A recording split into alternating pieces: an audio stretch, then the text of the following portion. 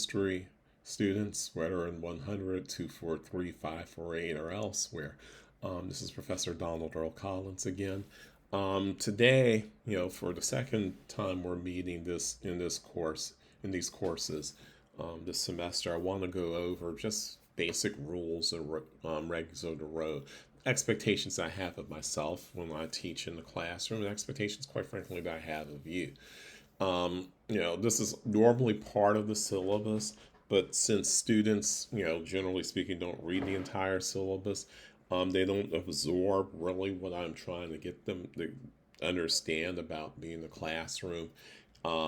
I get too many complaints from students who say at the end of the semester that the only opinions I care about are my own, that I don't think their opinions have any value, et cetera, et cetera. And by too many, I mean like 1 out of every 7, which means 6 out of 7 either don't think that or don't care to say anything one way or the other about that.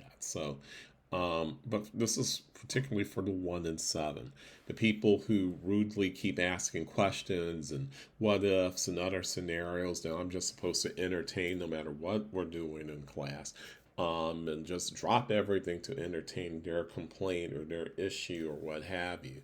No matter whether I can quote Gary Nash, who's a historian of the U.S., basically U.S. 1877 to the present, or the readings that you're doing with Eric Foner this semester. He's a historian of Reconstruction in the Civil War era.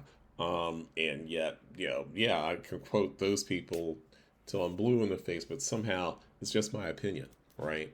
I only have a doctorate in the field, and I've been doing this work in the field and writing and other things for the better part of 3 decades. But yeah, I don't, it's just my opinion versus opinion of a student who, an undergrad. I mean, it's not me being, I might sound a little cranky about those kinds of things. I mean, I guess I am a little cranky about them. But it's not just crankiness. It's just kind of like, what are you in college for? If you're in your undergrad and you're taking a course of someone who has a doctorate, they're going to have expertise. They're supposed to be experts in the field, right?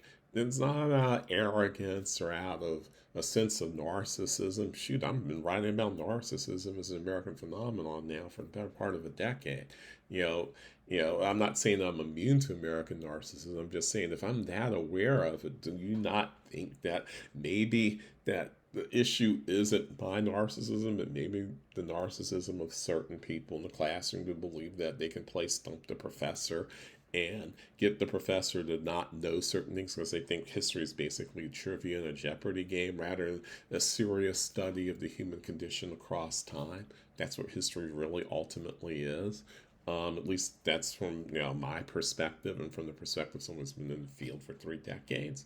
Um, maybe give me a little bit of benefit of the doubt as someone who's an expert, as opposed to just assuming, 15 different kinds of things because I have a gray beard, because I have brown skin, because I'm 6'3", because I'm not the most manly person in the world, even though I have big bones and muscles, I suppose, and those kinds of things, right?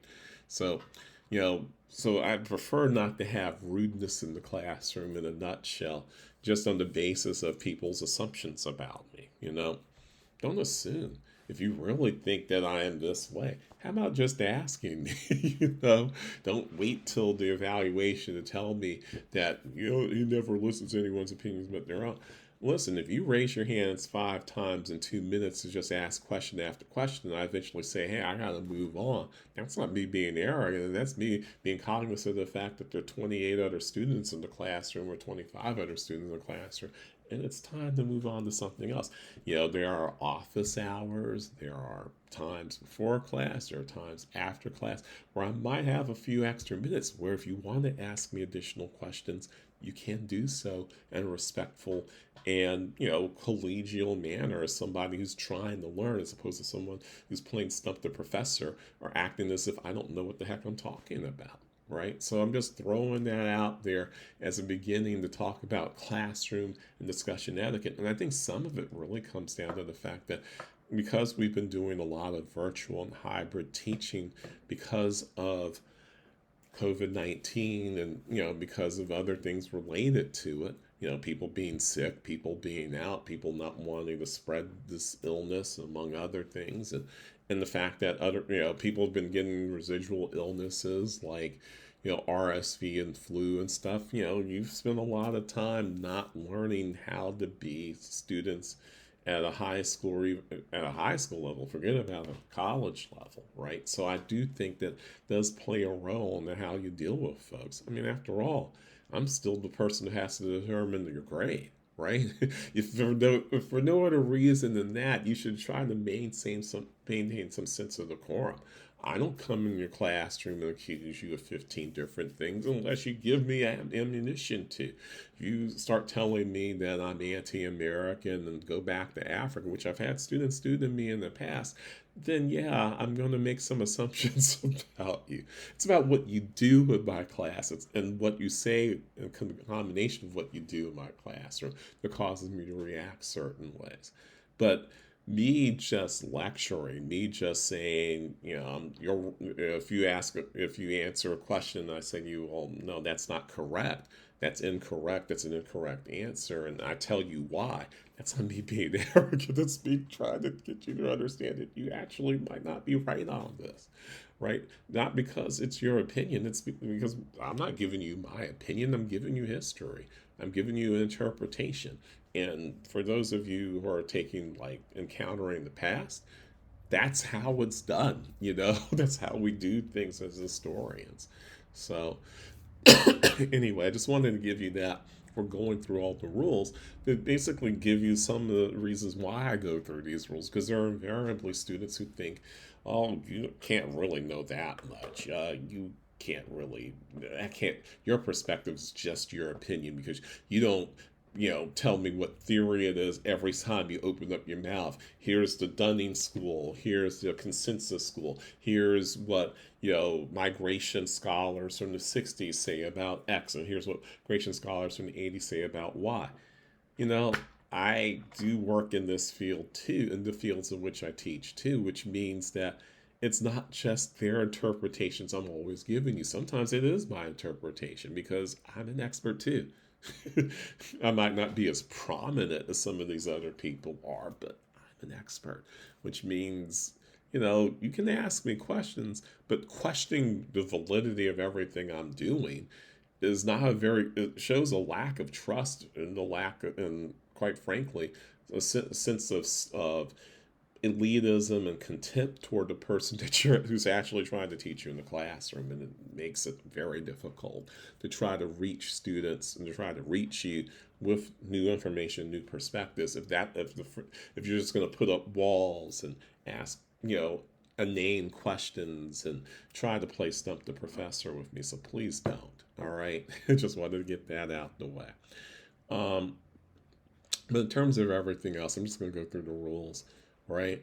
They're designed to help that we all have a good experience. I want everyone to have a good experience. I want there to be ultimately a safe space for you to ask the occasional inane question. And I go, okay, since less is sometimes more, I might actually stop the lecture. I might actually stop the discussion and say, let's take this on for a few minutes and see what other people in the room think about this statement or this question that X student or Y student has asked. And it's not because I'm arrogant or because I have all the answers. Sometimes I don't have all the answers, and that's why I go to other students to see what they think. And sometimes I do have an answer, but I don't want to just state my own answer without giving other students an opportunity to talk about certain things. So the rules really are designed so that to create as much participation as possible when we have that time, or to ask questions that seem to be relevant, good questions, good historical questions, but not the kinds of questions that are always about challenging on a personal basis, right? You want to challenge me on a personal basis. Pay me $5,000 and have me do a talk for 2 hours and debate some other person that you think knows more about the stuff than I do. Fine, that's fine. But if you're not going to pay me extra money to do this, let me do my job, right? So that's kind of where I'm trying to get at. So if you can't abide by those rules, and I have had to deal with students at Loyola in the past year who haven't been able to, I have basically said to them, listen, if you can't sit still in your seat without basically interrupting class every few minutes or every few seconds, I'm going to kick you out.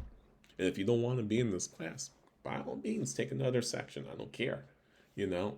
But I have other students to worry about besides you, and other students who have needs besides you, right? Can't miss 3 classes in a row and come to class and go, well, I don't know what else is going on, so I'm going to bother my neighbors for 20 minutes while the professor's trying to have a lecture or a discussion about something. That's not right. So don't do that. There's a red section in this, which I'll put this whole discussion etiquette thing up later, to talk about regarding, my rules regarding the pandemic. I've already kind of gave you all that in my introductory video, on the first day of classes.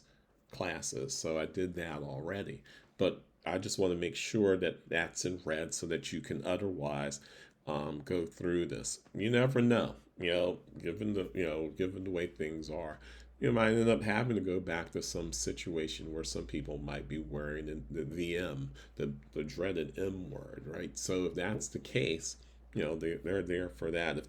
If there isn't anything and we're just acting like normal, then the things I asked you to think about in terms of how I deal with this whole thing are the things I asked you to think about in the first class. So I'm not going to spend any time on that.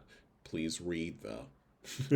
So I say treat each person in the class with dignity, respect, and courtesy. Open-mindedness is an absolute prerequisite for this class. Well, really any class I teach. Tolerance for different opinions based on evidence is expected of all university students. The key word doing the heavy lifting, the key phrase doing the heavy lifting in all of this is what I'm highlighting here, based on evidence, right? Everything, unless I tell you specifically it's my personal opinion, everything I say in this class is based on evidence, right? Evidence that might be in your textbook, evidence that I've summarized in my lecture notes, depending on the class, evidence based on readings that are assigned for the course, evidence based on the supplemental reading list, which I'll provide later on for all of my courses, those kinds of things. I might not literally mention every page. Hey, this evidence is from Darlene Clark Hine. This evidence is from Joe Trotter. This evidence is from Earl Lewis. This evidence is from Robin D.G. Kelly. This evidence is from W.B. Du Bois, et cetera, et cetera, et cetera.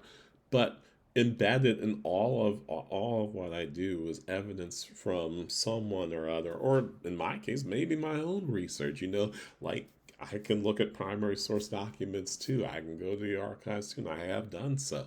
And so this evidence might be from DC Public Schools 1927, but do you really want to basically verify every citation I've ever made in order to understand that, hey, maybe the professor's an expert in the field too? So really, and by the way, this is about interpretations. It's not about opinions based on evidence, right? We're talking about based on evidence. Now, if it's my opinion, you can challenge my opinion. If I say something's my opinion, you challenge me on it, I can't get mad, right? Because, you're challenging me that way, and I told you it was my opinion. So there's that. But in general, when we're talking about historical interpretation, historical facts, historical perspectives, some tolerance towards these different interpretations is necessary. But tolerance doesn't necessarily mean you embrace them either, right? There's some aspects of interpretation, particularly from those that are sort of in the area of the marginalizing and erasing the histories, the cultures, the experiences of black folk, of brown folk, of indigenous folk, of women, that kind of thing, that you shouldn't tolerate that, because that's not just interpretation. That's really people, put, saying in this particular case that letting their biases dictate their interpretation. In this case, very strong anti-black, anti-women, anti-brown kind of racist, xenophobic, misogynistic kinds of things, right? And there are in some cases in the courses that I teach, those things do come up. You're not supposed to be tolerant toward that, because that's not just an interpretation. That's interpretation based on a strong bias. Everyone has some bias. But not all bias is bad, and not all bias is so strong that it means that you shouldn't tolerate certain things. But something that's anti-Semitic, something that's racist, I don't think you should tolerate that. And so you have to sort of find that balance, and that's what I talk about in the next paragraph. Because this course, or whatever course I teach you, because I normally teach any course, sort of focuses on these things, specifically addresses provocative and sensitive topics and ideas. It is doubly the case that we remain vigilant in how we discuss racism, sexism, homophobia, xenophobia, classism, and other isms in this course.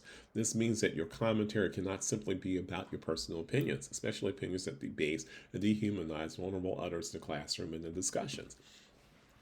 I mean, I went through undergrad and grad courses where the issue would be about why are so many black people still living with poverty? And the answer would be, well, because they don't know any better, because they can't do any better, because they're lazy and all this other stuff. I mean, one racist stereotype after another.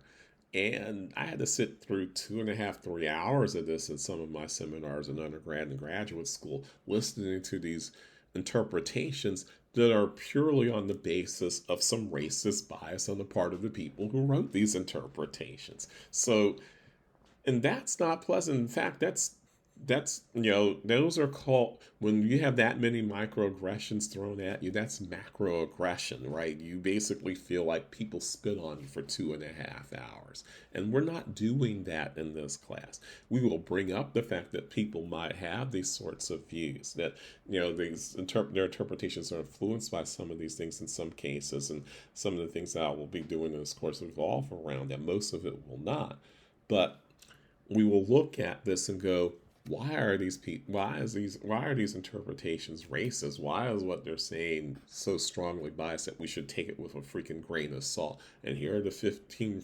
16, 17, 18 reasons why. They didn't ask good questions because they just made assumptions, right? They made all kinds of assumptions.